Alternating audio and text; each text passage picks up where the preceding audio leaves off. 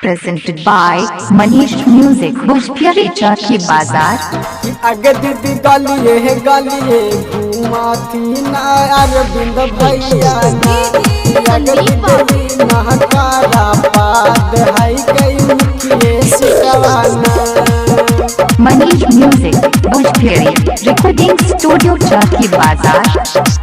बेलौटी पंचायत से अरविंद भैया के जीतैया जी अब की ना भूलैया।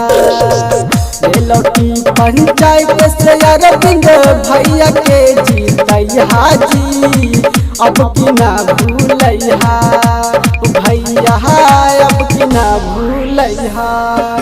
अरविंद भैया के मुखिया बनैया जी अब की ना भूलैया।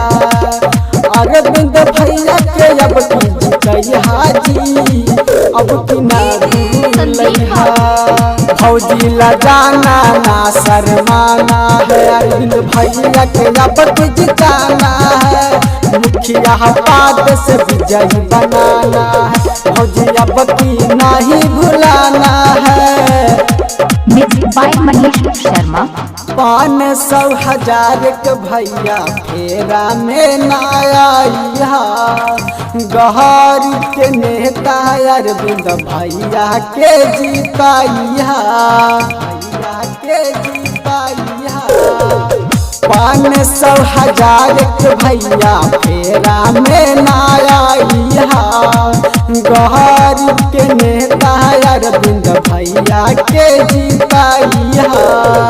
मजदूर की सनवा सबके करथुन पर नमा जी मजदूर की सनवा सबके करथुन पर नमा जी अब की ना भूलैया।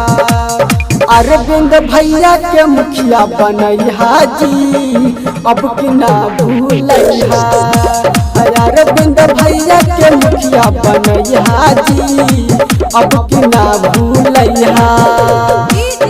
दीदी ना खा रहा गड़िया झंडवा उड़ल आवैना दीदी अरविंद भैया के गड़िया झंडवा उड़ल आवैना। Manish music Bhojpuri recording studio चाट की बाजार। मनीष शर्मा बेलौटी पंचायत के मुखिया बानी महान जी इनका नियन कोई नहीं होई है नासान जी। ए भैया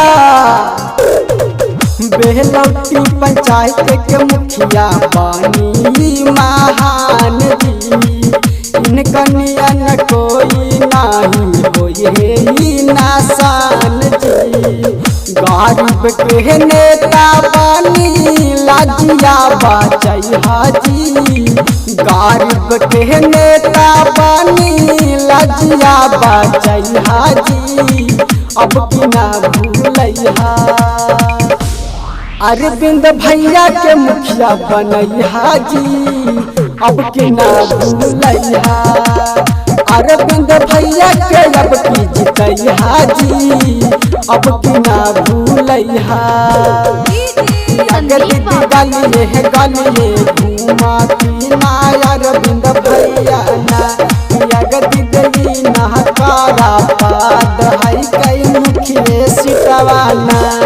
Manish music Bhojpuri recording studio चाट की बाजार। बाय मनीष शर्मा भीषणा बिहारी कहे दोनों हथवा जोड़ के वोट देव जइहा भौजी सब काम छोड़ के सब काम छोड़ के।